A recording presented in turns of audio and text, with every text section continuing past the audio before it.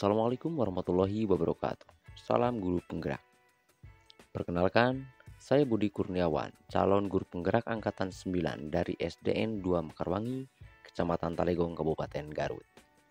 Pada kesempatan kali ini, saya ingin memaparkan refleksi dan kesimpulan dari modul 1.1 calon guru penggerak untuk memenuhi tugas 1.1A8 koneksi antar materi. Di mana menurut Ki Hajar Dewantara, pendidikan diartikan sebagai tuntunan dalam hidup tumbuhnya anak-anak.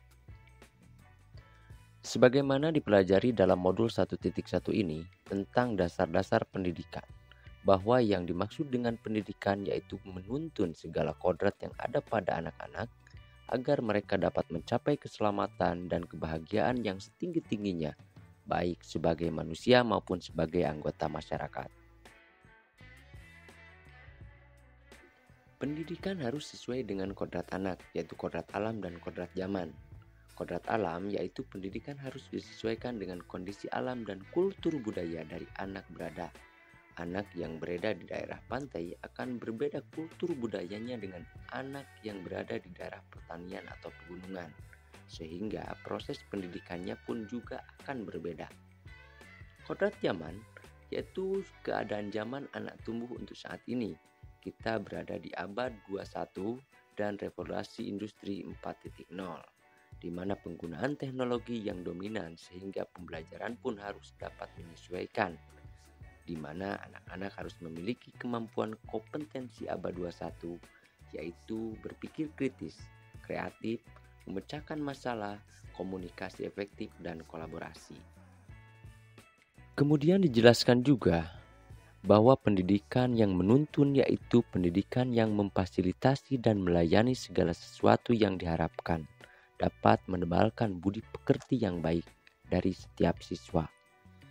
Perlu diketahui bahwa budi pekerti, pikiran, perasaan, kemauan, sedangkan pekerti artinya tenaga.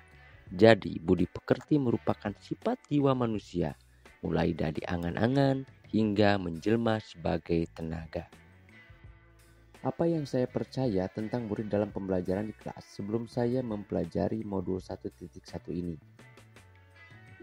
Pembelajaran yang saya lakukan yaitu berpusat pada guru, di mana proses pembelajaran didominasi dengan ceramah dan penjelasan dari guru. Pembelajaran dilakukan hanya semata untuk mencapai target kurikulum sesuai dengan KKM yang telah disepakati, sehingga pembelajaran sangat monoton dan tidak menyenangkan bagi anak. Perbedaan karakteristik siswa juga tidak terlalu diperhatikan dan semua siswa dianggap sama dikarenakan saya belum memahami tentang kodrat anak.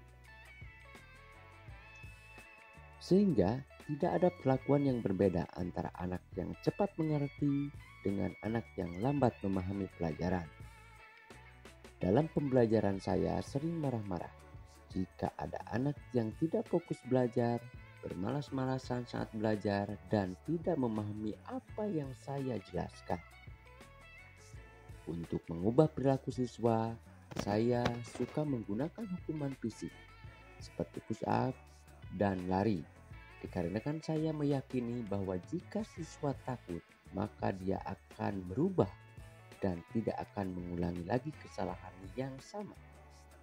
Namun, hal ini hanya bersifat sementara saja, dikarenakan bukan atas dasar kesadaran pribadinya, sehingga anak akan tetap mengulangi kesalahan yang sama. Apa yang berubah dari pemikiran atau perilaku saya setelah mempelajari modul ini? Setelah saya mempelajari modul 1.1 tentang filosofi pendidikan oleh Ki Hajar Dewantara, pemikiran saya tentang pendidikan menjadi berubah.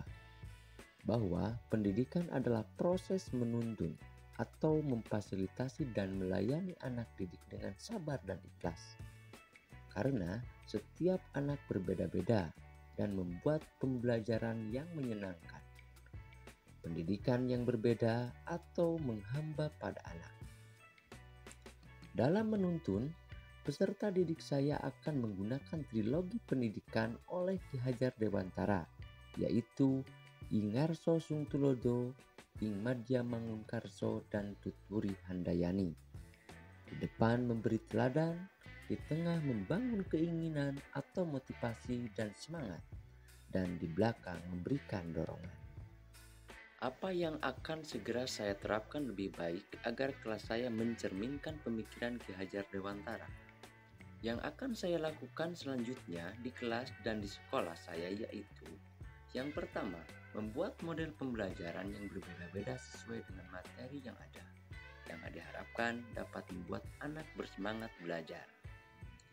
Selain itu, pembelajaran juga akan berpusat pada siswa, di mana siswa akan diberikan kebebasan untuk menyampaikan pendapat dan ide, memberikan ice breaking untuk mengembalikan fokus siswa dan semangat peserta didik. Dikarenakan setiap anak adalah unik dan berbeda, yaitu mempunyai kodrat masing-masing, maka dalam penyampaian materi dan memberikan penilaian akan dibedakan sehingga akan mengakomodir semua kemampuan siswa. Jika ada anak yang kurang fokus, maka akan dilakukan ice breaking untuk mengembalikan fokus anak dalam pembelajaran. Jika anak melakukan kesalahan, maka saya tidak akan menghukum secara fisik lagi. Namun, saya akan meminta melakukan introspeksi atau merenung selama 5 menit untuk menyadari kesalahan. Apakah hal yang telah dilakukan itu benar atau salah? Yang diharapkan, siswa akan menyadari kesalahan tersebut atas dasar kesadaran pribadi sehingga tidak akan mengulangi kesalahan yang sama.